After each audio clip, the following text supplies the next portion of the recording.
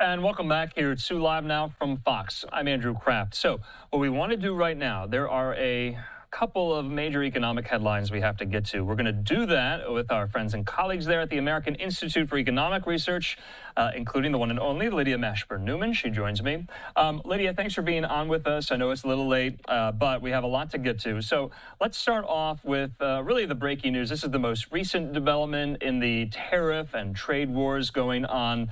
And it has to do with China, of all places. No wonder here. So in the meantime, we do have another update, another delay, 90-day delay that the president is announcing to levy more tariffs on the Chinese. Another delay. Why do you think that is? What does this have to do with?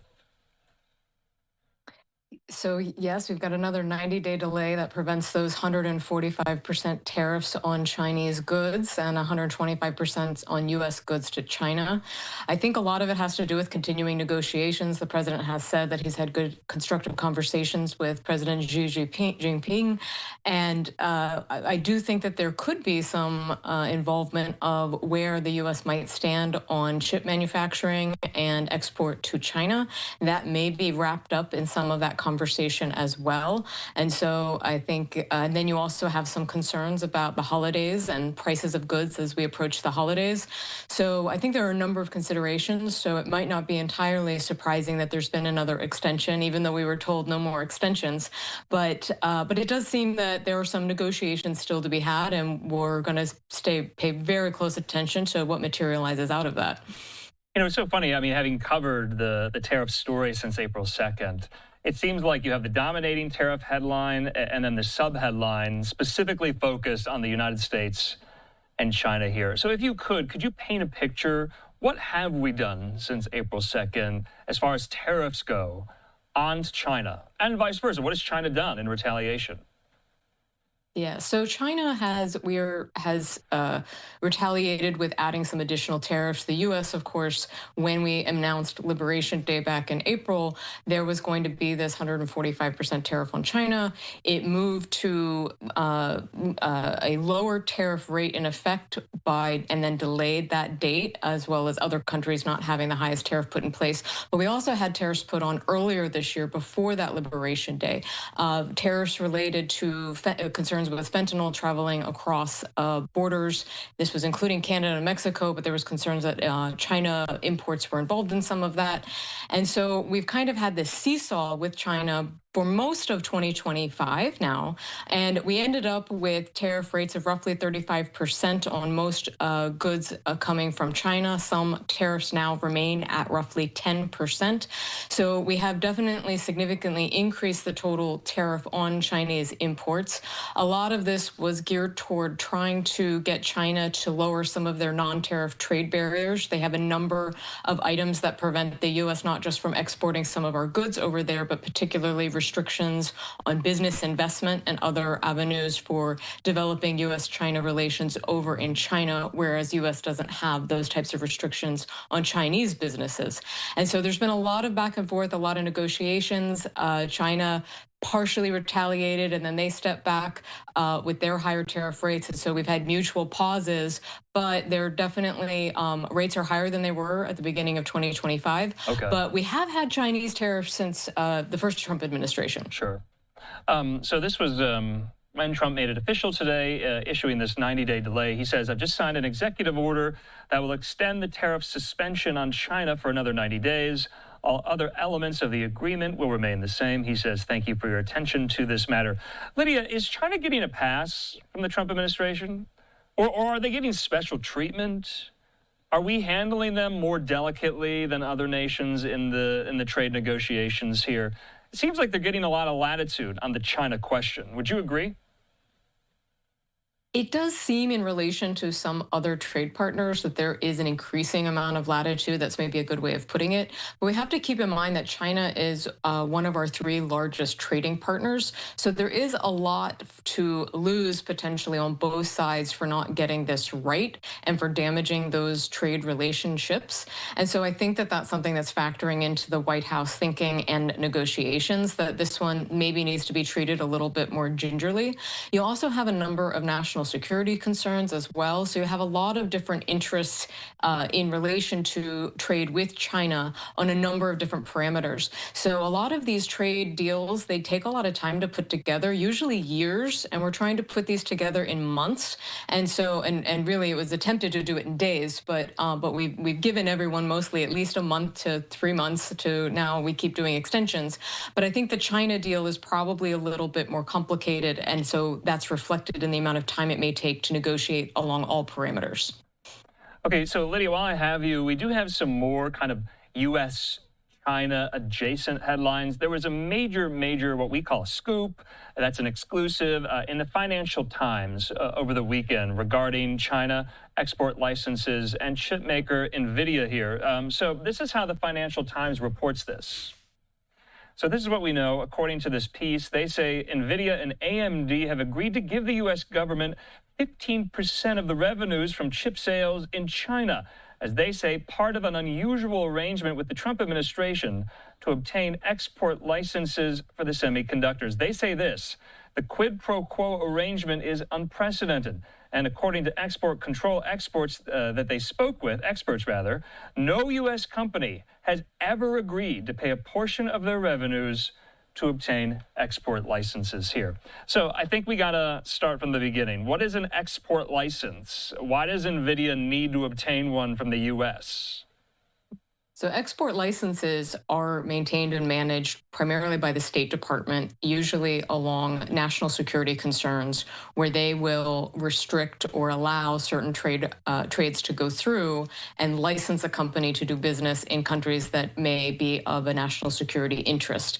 And typically those go through the State Department for approval, though it is not unprecedented that those get some input from the Department of Commerce, for example, or the Department of Energy if you're dealing with some sensitive energy materials.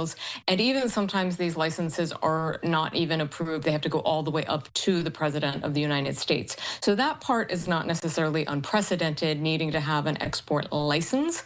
The thing that is very unique in this situation is the export levy, the revenue sharing component of this. The U.S. has had probably pay to play in much more understated ways, sort of incentivizing businesses to behave in certain ways and to potentially contribute in campaigns or other ways of potentially benefiting the politically well-connected.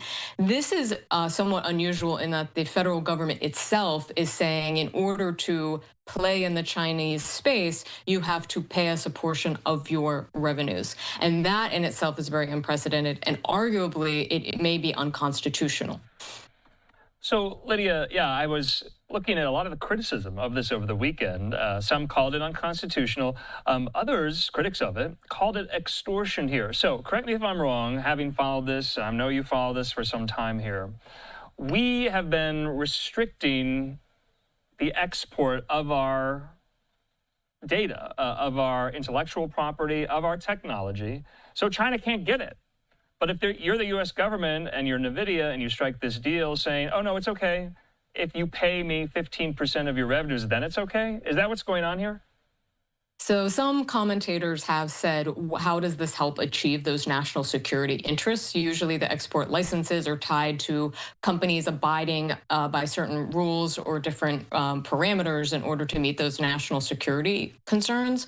This one, it is uncertain how this helps them to achieve that. Now, with the two chips that are supposedly allowed under this agreement, they are supposed to meet certain specifications to help reduce the access of Chinese to the highest tech chips. So these are slightly lower in their grade and have certain parameters put on them for the type of data crunching they can do. I am not a full tech expert, but I do understand that these particular chips that have been approved for export to China abide by the national security concerns with limiting components on how they interact and potentially how they would help spearhead AI advancements and other things of that nature.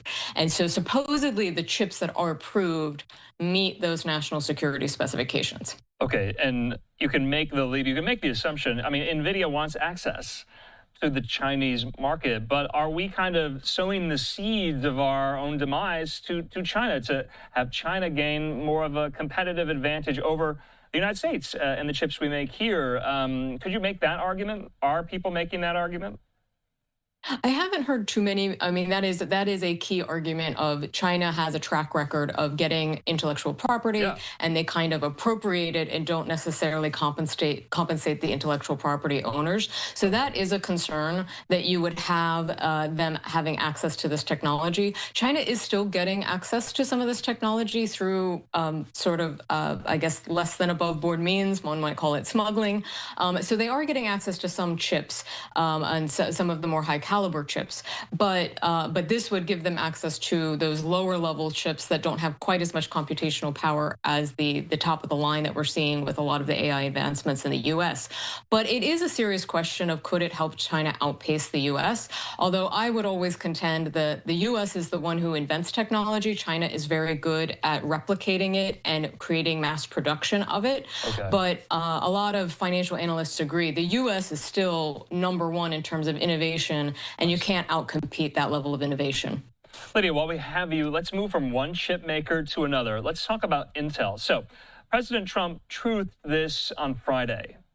He said this: the CEO of Intel is highly conflicted and must resign immediately. There's no other solution to this problem. He says, thank you for your attention to this problem. So that was on Friday.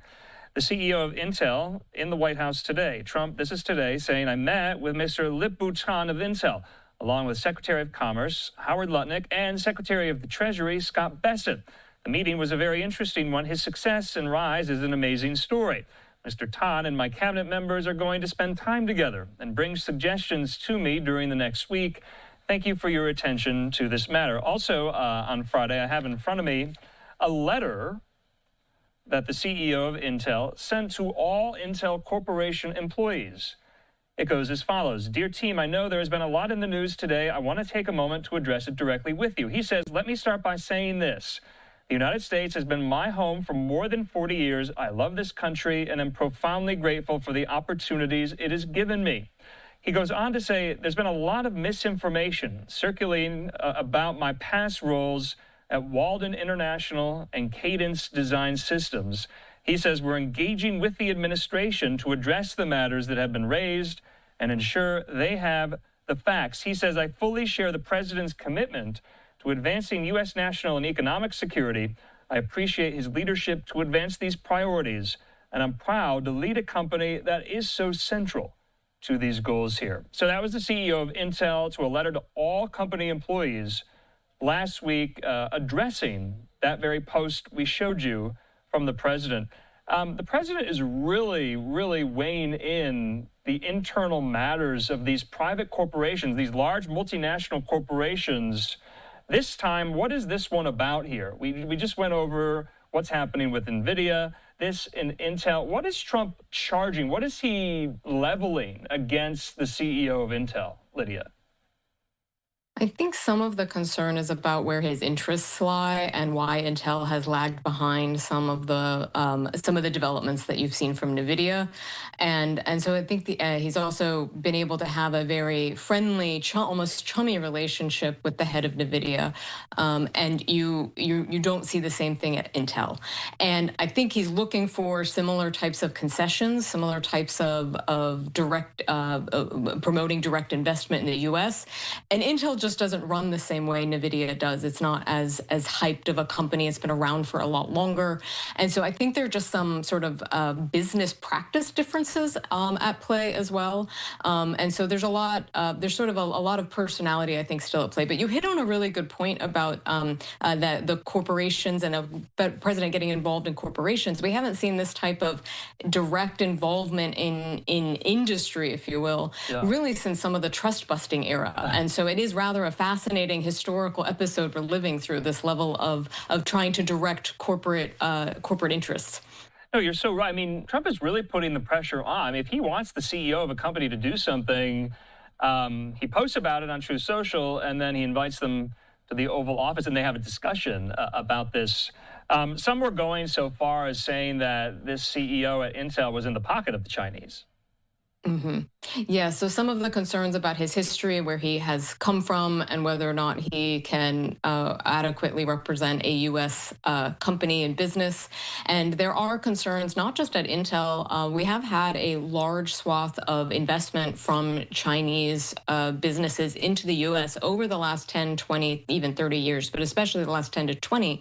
And this has continued to be a concern about how much of U.S. products are really actually foreign owned and controlled in a way, especially in national security sensitive industries. And so there is this question of, is this an appropriate, are there appropriate guardrails for concerns about Chinese influence, Chinese involvement, and our national security and economic interests at risk due to some of those relationships? Okay, and Lydia, last topic. I know we've covered so much, but we have a new Bureau of Labor Statistics commissioner, according to President Trump here, E.J. Antoni, who's been on our airwaves here on our stream on LiveNow. He's at the Heritage Foundation. Trump nominating him as the next BLS commissioner. He posted this on Truth Social today, saying, "I am pleased to announce I am nominating highly respected economist Dr. E.J. Antoni as the next commissioner of the Bureau of Labor Statistics. Our economy is booming, and EJ will ensure the numbers released are honest and accurate. I know EJ Antoni will do an incredible job in this new role. Congratulations," he says. Lydia, is this a Senate-confirmed position? It is, in fact, it is a presidential appointment that needs the confirmation of the Senate. It is true that the commissioner also serves at the will and pleasure of the president. So the president does have the ability to have removed the old commissioner, which he did just not very long ago. And so he will have to get EJ Antoni through the confirmation process.